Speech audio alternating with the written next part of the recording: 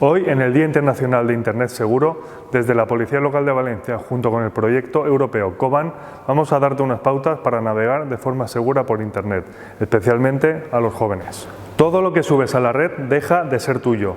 Cuida lo que compartes, evita insultar, mandar fotos comprometidas o hacer comentarios de los que luego te puedas arrepentir.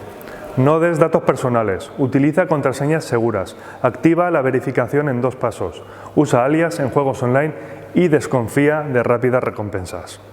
Mantén tus redes sociales en modo privado, no aceptes a personas que no conozcas y evita mostrar tu cara siempre que sea posible. Las redes sociales no siempre reflejan la realidad, no te compares con lo que ves en Internet.